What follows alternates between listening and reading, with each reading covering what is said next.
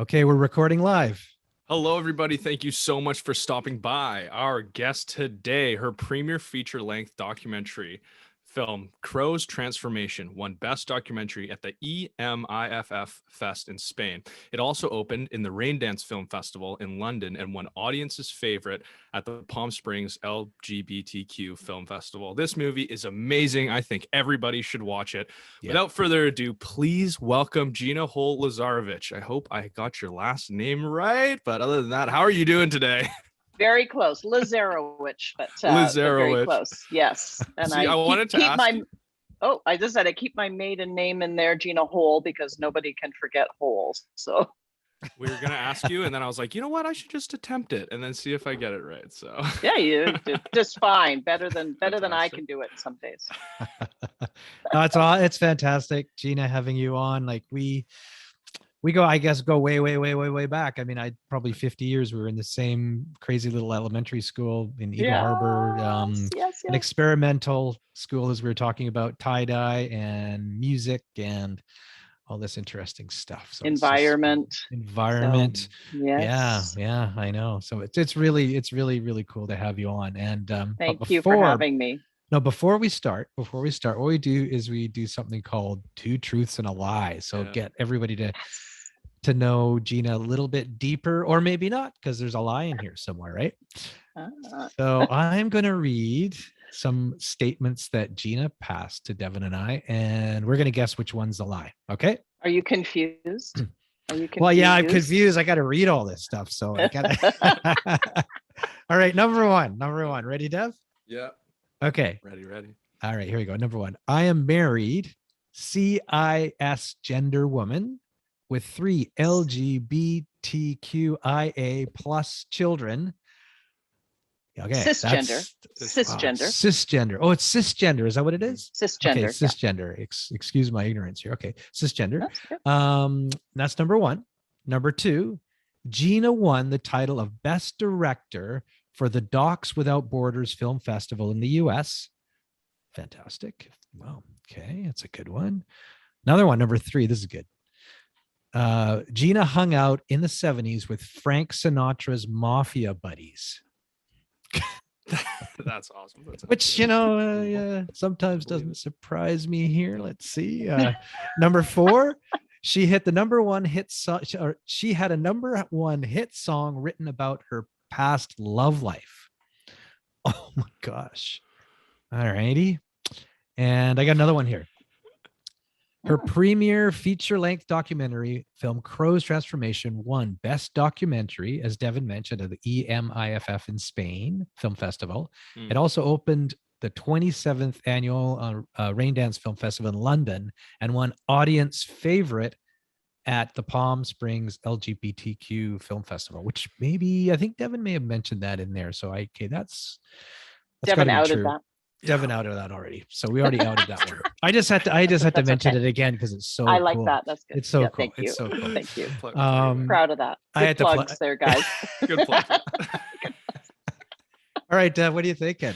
Oh man. So wait, this is more than two truths and a lie. I know. There's like 5 things here. Probably like 5. Yeah. All right. So let's see. The mafia buddies, you know what? Could be. It's believable. So what do we got? The number one hit song about her past love life. That wasn't it. Or one best director in the borders. Let's go with 4. I'm putting my money down on 4. Is had a the hit song written about her past love life. I don't know. I'm gonna say that as well. I'm gonna pick that one as well. Yeah, that's a lie. Drum roll, please. Wrong. Both of you. What the heck? Damn it. Oh, you're kidding. Oh my gosh. Wow. No, to clear that one up, that's the truth. I can't remember what year it was, 1988 or 89. I should have researched that, but I used to be best friends with Sarah McLachlan. She used to, when she first came to Vancouver, she lived in our basement suite and I was there for the whole first album launches and second and everything. And then she always used to say, or still says, I always find, comfort in writing in misery, and she was quite happy. So she borrowed from other people's misery on a couple of songs from her big album that went #1, and my song that she wrote about Billy Shepherd's and my breakup.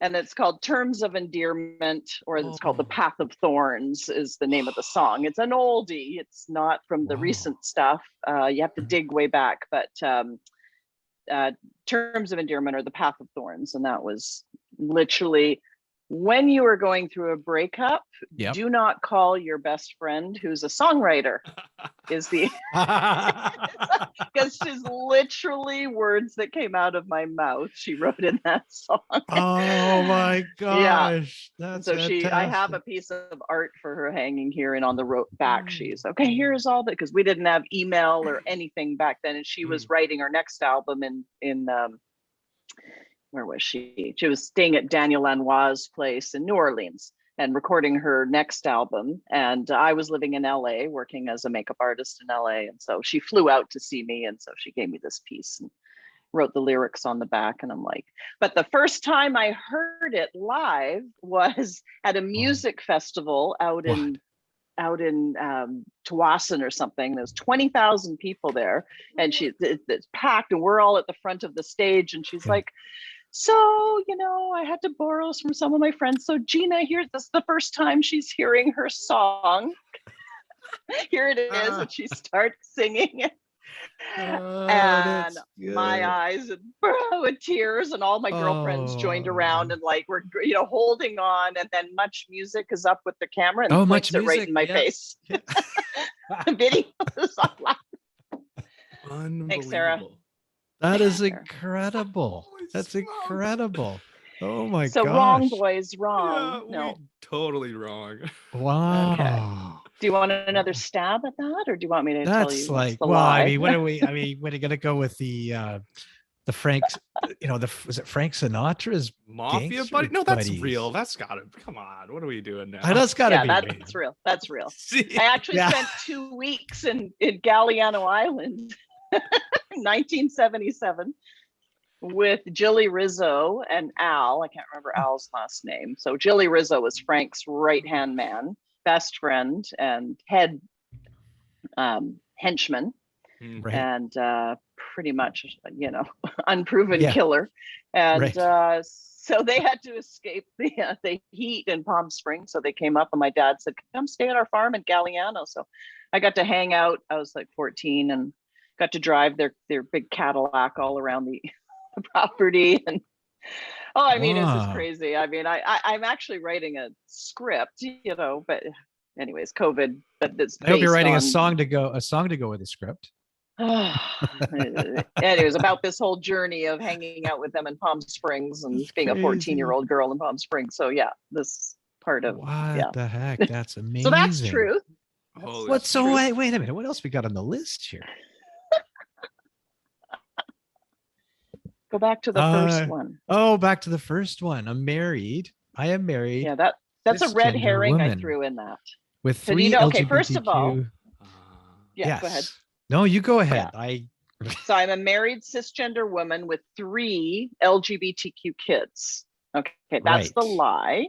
But first of all, I love saying the word cisgender because it's a really good learning curve. Because I had to look it up. And when I started this documentary, I had not heard that word. So cisgender means that the gender that you're born into the body of the gender that you identify with. So transgenders are born into a body of a sex that they do not identify with.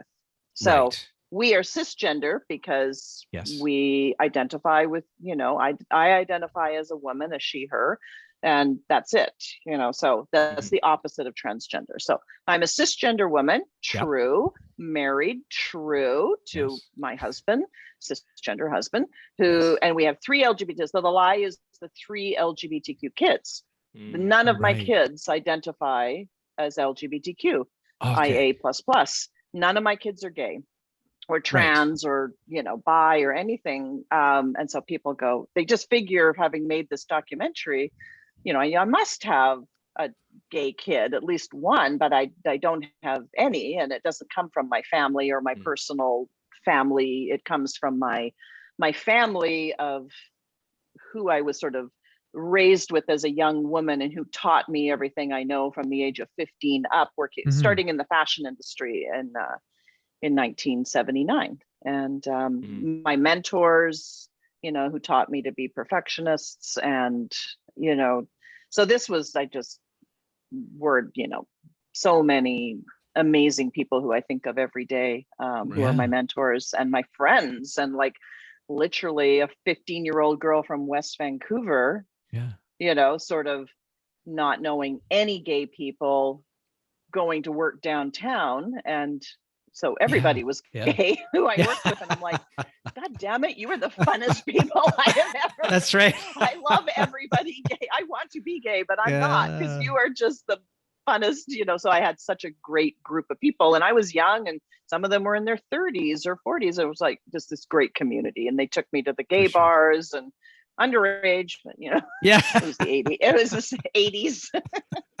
And that was such a wonderful community that I was privileged to be a part of. So they always felt like home to me. And and there was a bit of a being bullied in elementary school. Not sure if you were ever on part of in the playground, but I was tormented for my last name, Gina Hole. You know, almost daily, some of the boys, I can't even remember who, but would run out and torment me around the tetherball and stuff like that. And I just remember that ring of kids, you know, surrounding, and even my friends, my girlfriends would not step into the ring. So it's this metaphor of stepping into the ring, I say. So this whole documentary is, I grew up and I am stepping into the ring. And that's kind of why I think we should be making, you know, it's like, why are this cisgender, non-transgender, non-LGBTQ identifying woman making a film like this? Well, I'm stepping into the ring. I'm stepping into the ring to support my friends and the community, you know, and that's what we should be doing.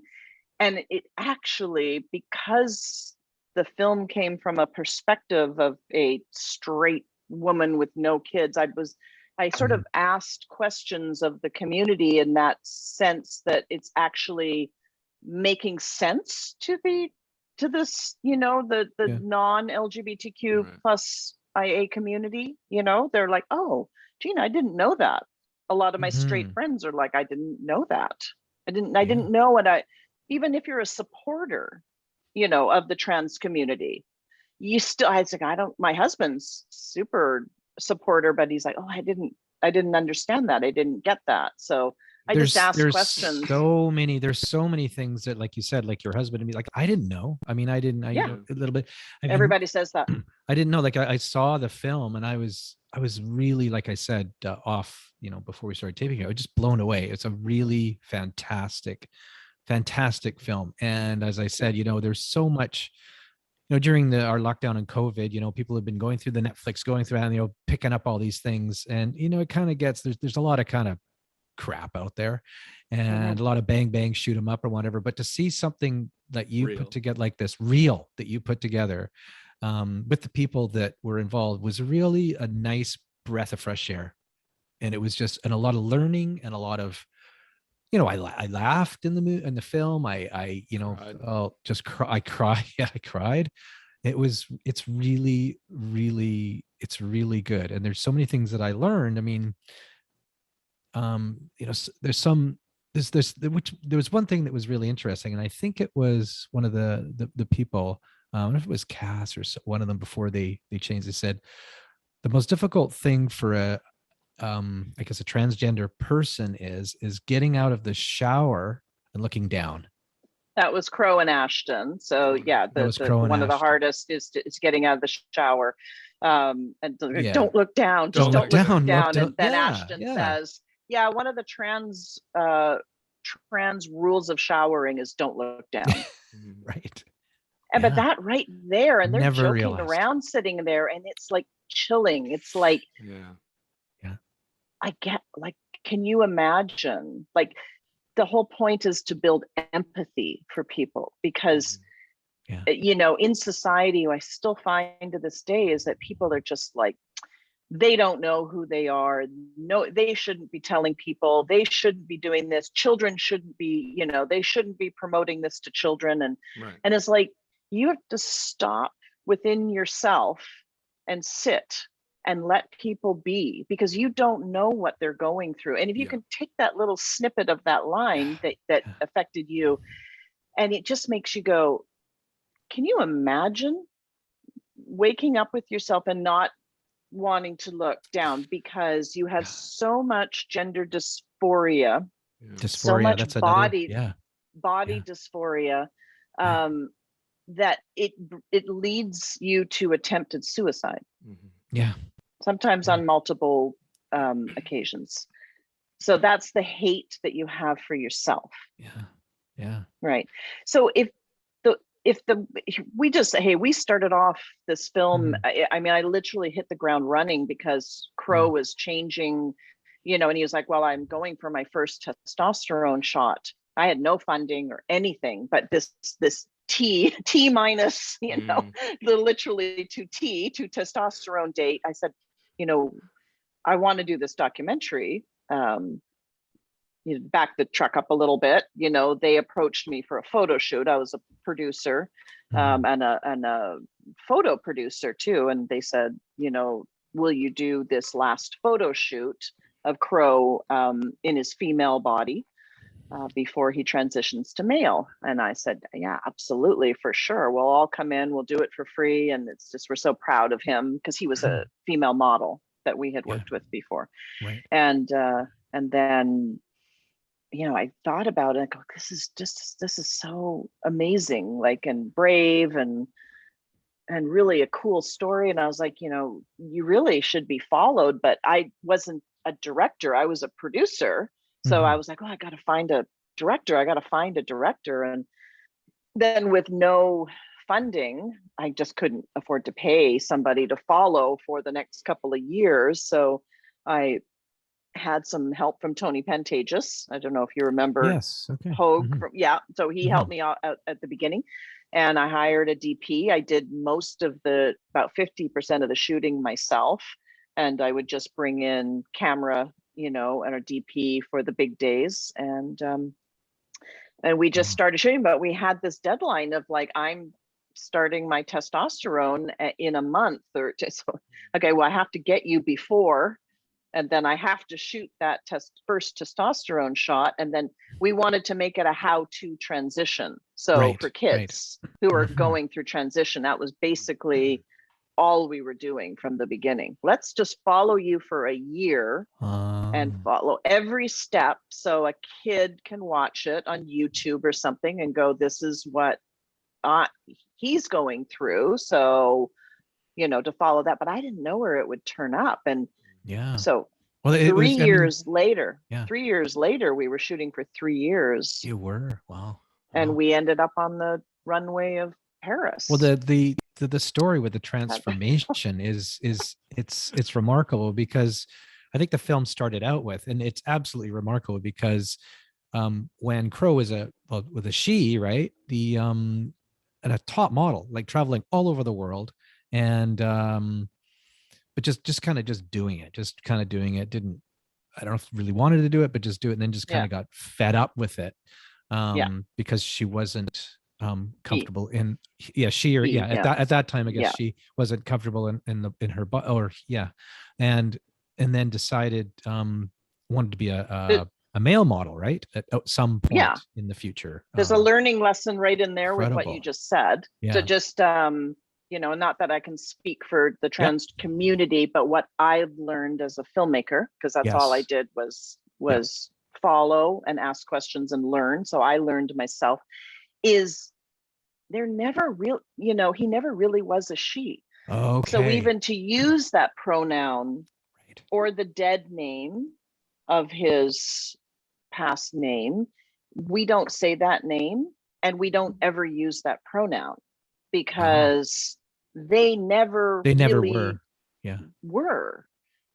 a she. And interesting reading up on that, now there's studies coming out about studying brain patterns before birth, and you know, how brain patterns are different in transgender, you know, so it can sort of show patterns of like, you know, being born with this sex, but actually the brain functioning as male, born as a female, but, you know, brain functioning as a male.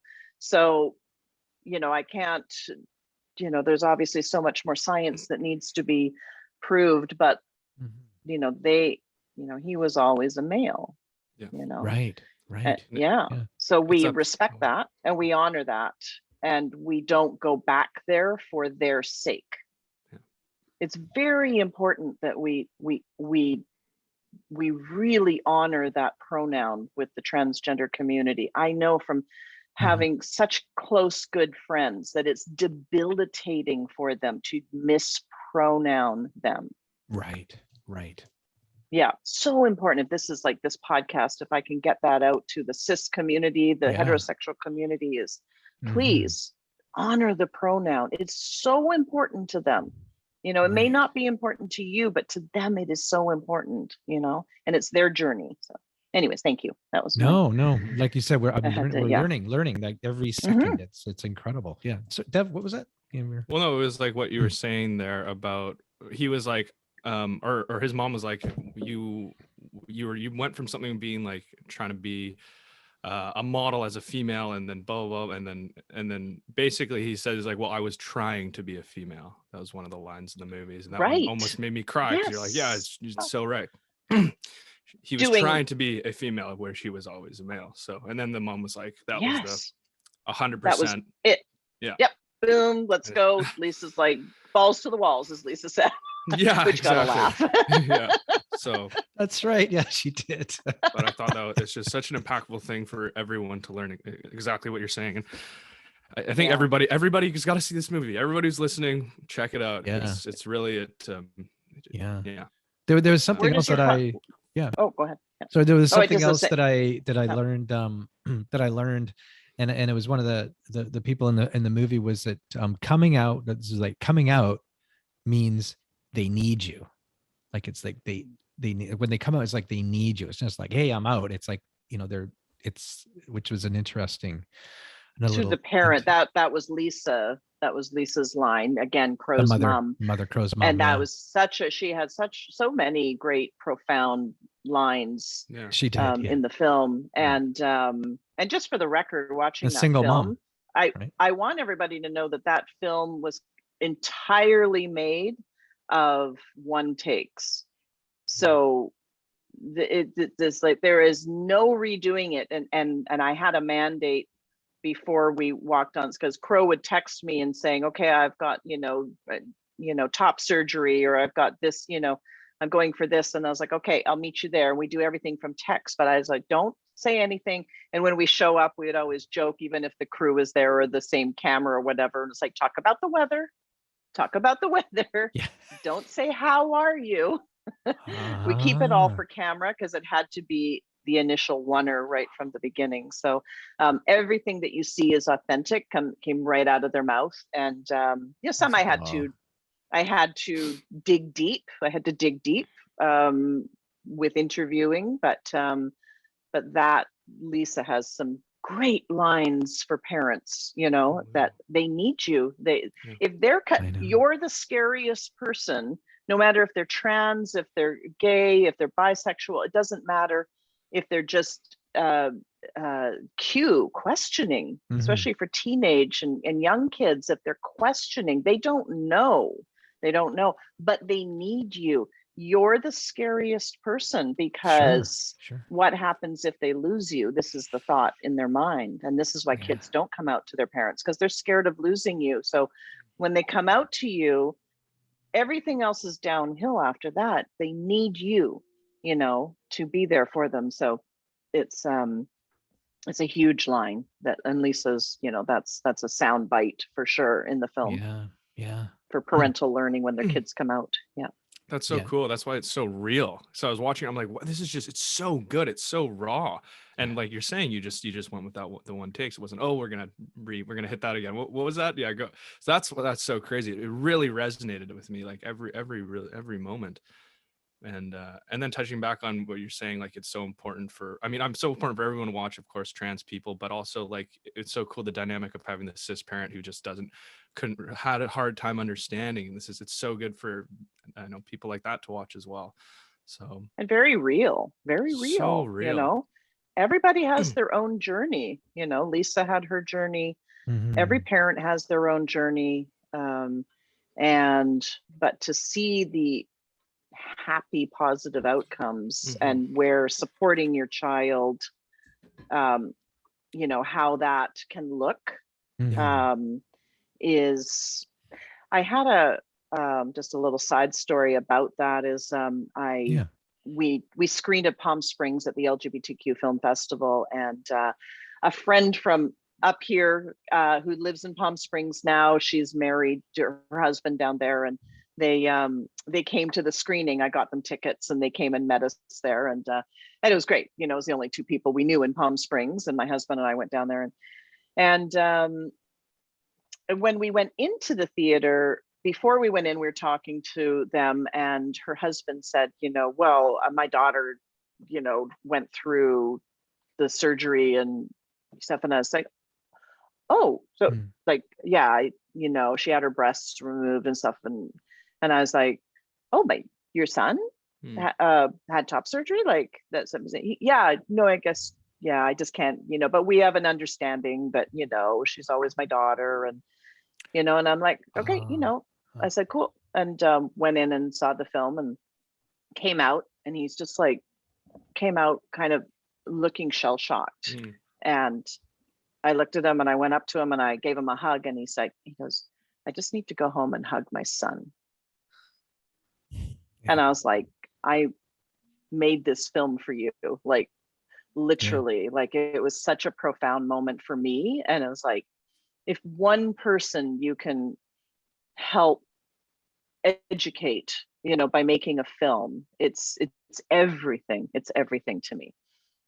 Because we got no funding, so I could bitch about that for a little bit. So we had to do it all ourselves. And I mean, I gotta be honest that, you know, I'm turning 60, and the LGBTQ and all the this, and then the him and the hers, and the emails with all the him and the hers. I was totally confused, you know, over the past, it's only like 6-7 months, and a lot of the people my age, we talk about it, it's like, I don't get this, he, her, she, I don't get it. And then but then after seeing your film, it's just like, I'm like, okay. And then my comment earlier, what I said, she, before the transition, and you said, well, actually him, and I'm like, well, no, it was a she, but no, but what you said there, and then, and now I guess now I get it. Okay, it's so you see on my title here or whatever, she, her. Yes. So I don't put that for myself. I put that to support other people who may be on a Zoom that are terrified, who are transitioning but don't want other people to know, or they knew them as a she, or they knew them as a he, but now they identify as a she, and they will get outed on a Zoom, or they will be misgendered on a Zoom, or anywhere in life. So it's, you know, you could have a once identifying male, or not, they didn't identify, but you knew them as male. And then they have begun their private transition to she, and now the world knows that they're she, but you didn't, and you're on this Zoom with them, and they want you to know that they're a she. You can just look at their title and go, okay, how's it going? You know, well, when she, you know, gets the paperwork ready, you know, have her send it over. Easy as that. Easy as that. And so this is really for all of us, for all of the cisgender heterosexual people that don't get it, and that's this huge audience underneath. We were making it for the kids to show in schools, and that this mountain of audience below it, which very proud of. I'm actually just going to throw up a couple of photographs, if you don't mind, here. Oh yeah, share screen, please do. Here we go. Click on this and this here. There's a little bit opening for Gina here. Oh my gosh. Wow. And oh, what am I doing? Sorry. There's Crow. I go back to here. So this is the poster, I guess, for the film, this is actually really cool. And as Devin Thank you. we both mentioned a couple of times, winner of several different awards, which is fabulous. Can I talk about that poster? Can you go back to that I'll poster go back for just to the for a poster. second? Just really Absolutely, quickly. yeah. So on the left, I guess, is Crow when he was in his female body at age 12. And then we came back after a year after his transition, and because we needed to get the poster done, and we shot, the same photographer shot him, whatever it was, 5-6 years later. And 80s, and Ina's daughter, the photographer, and who's a master retoucher as well, and she stitched the two together. Isn't that brilliant? That is brilliant. Yeah. Same photographer. Is that the same photographer that did the photo shoot in the film? The guy? No, that was Dexter. That's Dexter. So he was Dexter. Yeah, that was awesome. Yeah, was Dexter awesome.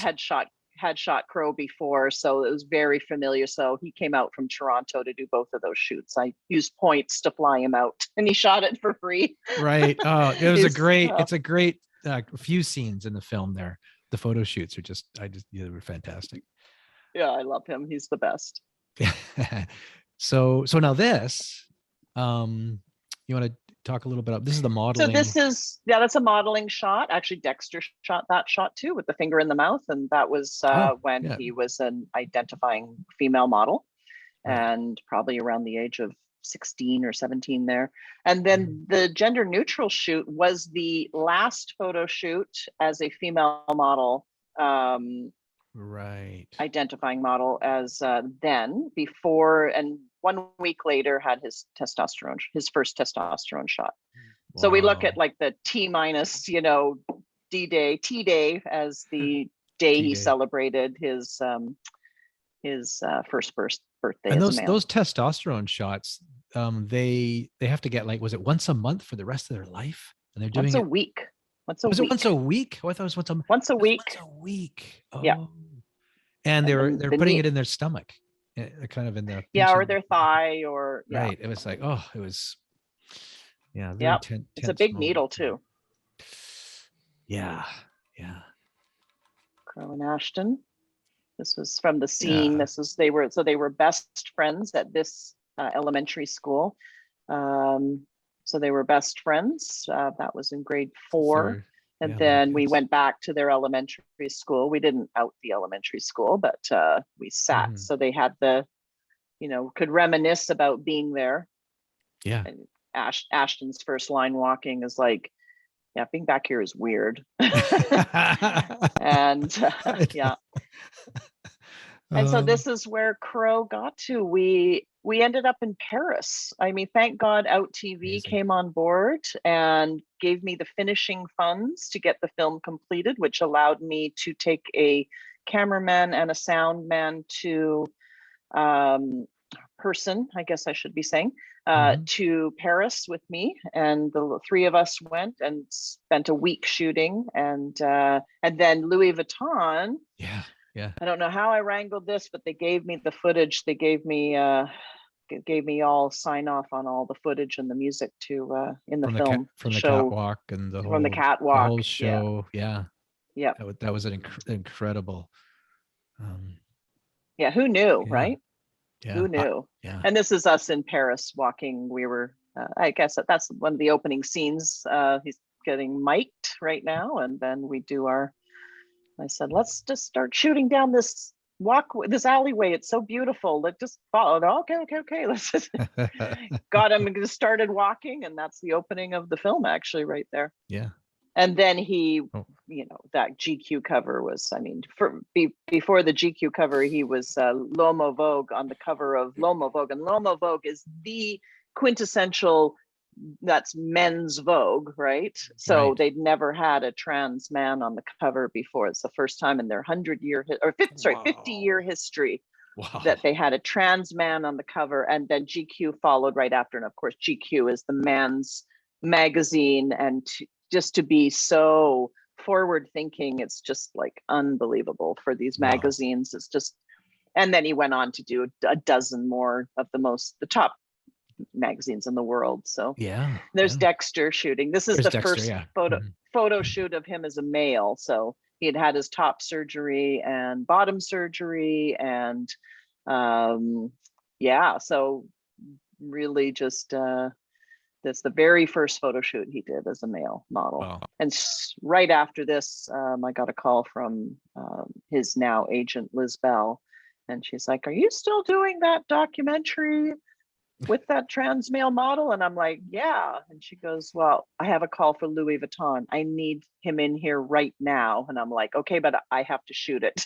She's like, "Okay, but I need, okay, tomorrow." So I had to line the crew up and get into her agency the next morning. And the rest is history. Off he went to Paris, and Wow. Yeah. it's crazy. Totally crazy. Now Yeah. these, I call them, I shouldn't say characters because they're people, but this Subjects, yeah. couple are Yeah. subjects or Cass and fantastic. Emily. They're great. Cass and Emily. Can we Yeah. give them a shout out for their incredible music? Winter Youth. Absolutely. Oh my Yeah. God. Follow them on Instagram. Winter Search them on Youth. Spotify. Yeah, at Winter Youth. Oh my God. Her voice is haunting. They supplied 5 of the songs for the soundtrack. They wrote their wedding song. They came into the studio, and I had them redo a version of David Bowie's Changes. Mhm. And that ran underneath Cass's interview, very emotional interview in the film.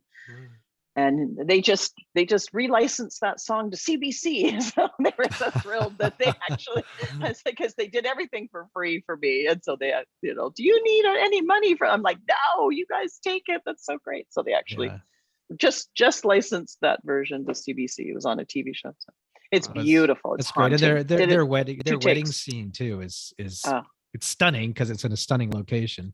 But the whole event is just fantastic. So filled with love. I didn't want to mention one thing about transgender because it wasn't anything to do with transgender. It's just about love, when two people fall in love and get married. Yeah, more covers for couple Crow. more covers for Crow here, which Vogue. Yeah. And cool. I like these ones. These shots. So you're in a couple of these shots. So this is you in with your crew in front of the Louvre in Paris. Yeah. That was really, that's great. And then waiting for him to come out. Right. Yeah. And then back in Vancouver, I guess, somewhere. Yeah. On one of the shoot days. Yeah. Ashton and I gotta have a little mention of this year. You were obviously involved in the BC legislature here as well with Jane Thornthwaite, who's our actual MLA here in North Vancouver. Well, not anymore. Not anymore. No, she was. Yeah, she was. Yes. She was for 11 years. Yeah. Yeah, she was. Yeah. So yeah. That was. So this was the announcement by the Liberal Party back when they were in government about where they updated. It's in the film about where they changed the language, the code of conduct in the legislature for just for safety for pronouns. Mm-hmm. So it's now legislated that it's mandated that you use proper pronouns now, which is law now, which is amazing because before that, people didn't feel safe at work or putting things on their forms for work or school. So now this just mandates that businesses and people have to use proper pronouns. But it was Spencer Shanda Herbert in the blue suit there, who is in government today. And Spencer's fought for 7 years to get this bill changed, and nobody listened. And that was the Liberal government that didn't listen. And Jane came to the table with inside the government, working with Spencer, and helped push this forward with her own government, not listening to Spencer. And they got it pushed through. So finally they changed that. And that was, to me, one of the best days in government, when you see both sides of the floor coming together and they let Spencer do the announcement live, and on the news, and it was just such a great day. So here is the whole trans community coming out, and we filmed it, of course. It's in the documentary, and Cass and his mom and dad are over on the right hand side, and so many other friends that are there too. So it was a really happy day in BC. Yeah. And can you see that photo there up in the? Yeah. Yeah. Oh, yeah. There's all of you guys. Yeah. Yeah, me and the boys. Yeah, Cass and then beside me. Yeah. And Crow's mom had to throw in a shot here. She's just fantastic in the film.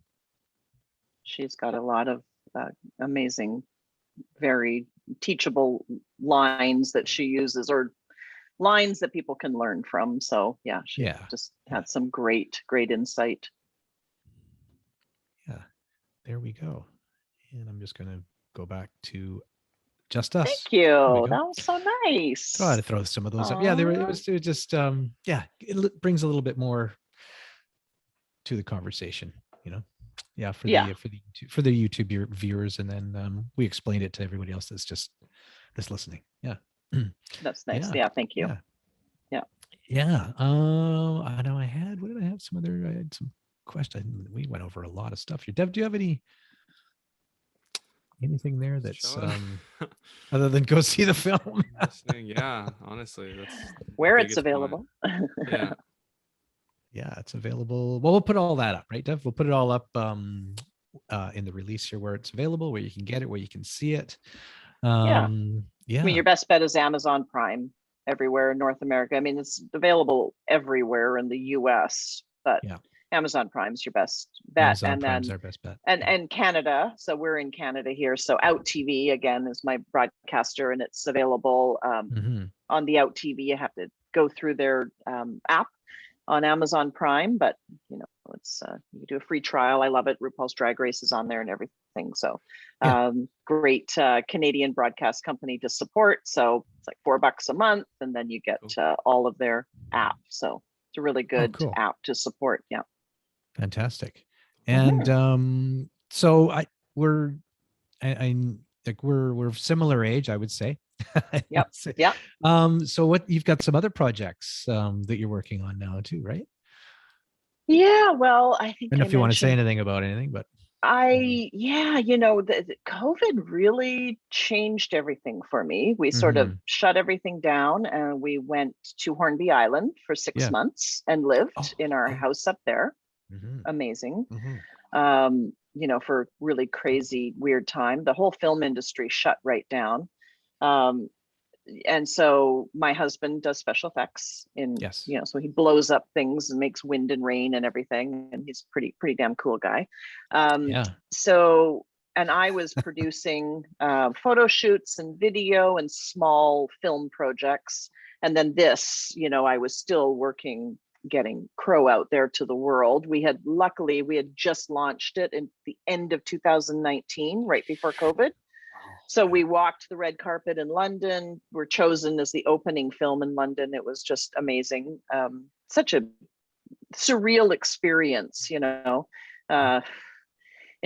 open the Raindance Film Festival, which is such a prestigious film festival. And then to have these huge movie theaters of 500 people in a theater filled with people watching your film, and just standing ovations and everything. And we opened the one. They said, okay, Elliot, who is Raindance Film Festival, the director, he said, okay, Gina, announce your film. So I get up in front of everybody, announce it, and he's like, okay, come with me, we've got to go do the other announcement. I'm like, what are you talking about? I was going to my chair and the film was starting, and he's like, come with me. So we run up and over the hallway to another theater, the same size, and there's only standing room. People are lining the walls. So we're like 2 sold out standing room only theaters. And then they showed it at the end of the week again. I was like, what is happening when I'm walking into this theater? Like it's crazy. Wow. And winning in Spain in front of, 700 people in a auditorium. because we thought, oh, maybe we have a chance for best international documentary, being in Spain, and we're Canadian. And then we didn't win, and this other really cute guy won from Australia, and well deserved. And so I was kind of like, well, let's just wait, and then it'll be over.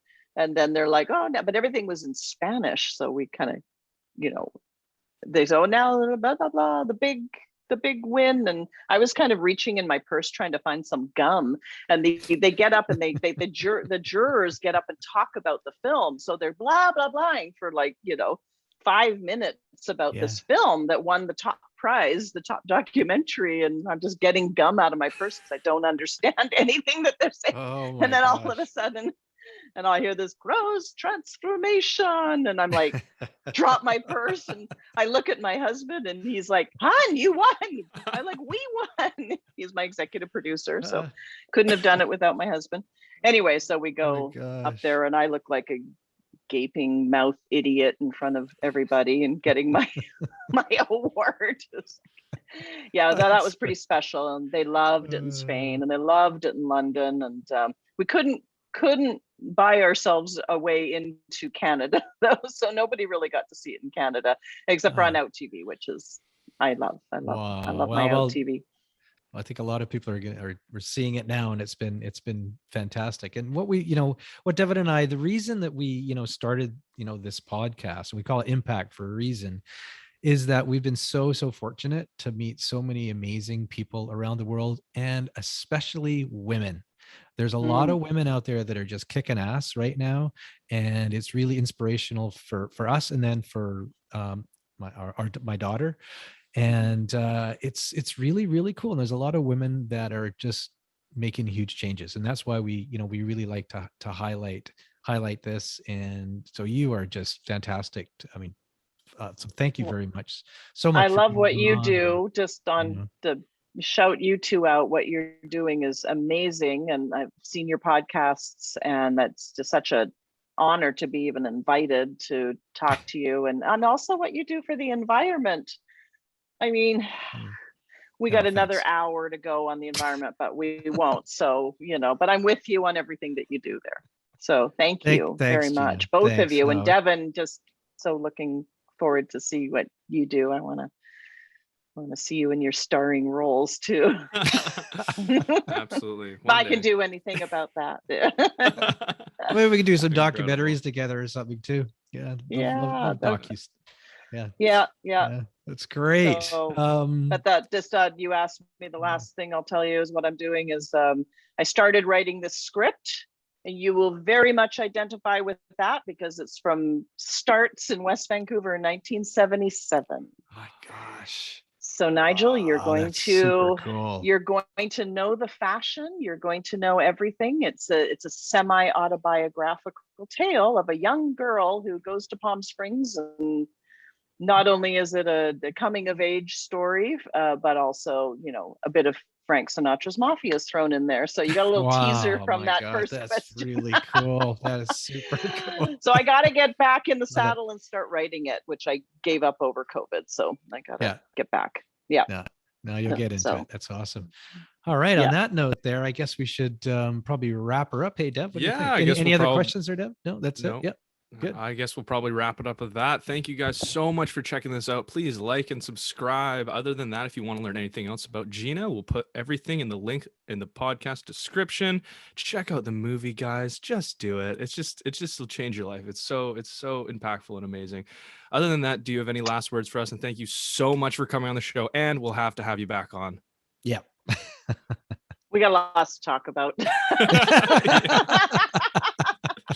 No, thank you so much. It's just such an honor, and I really appreciate you promoting our little film. It's just not getting seen as much as we had hoped. It's very difficult to push movies, so this is so helpful. Right. It needs to get seen. It needs to get seen. It's very hard. Yeah. It's like I said, it's a refreshing. It's a fantastic film. It's refreshing, and it needs to get seen. You're right. Yeah. Thank you. Yeah. Thank you. Yeah. All righty. On that note, I will just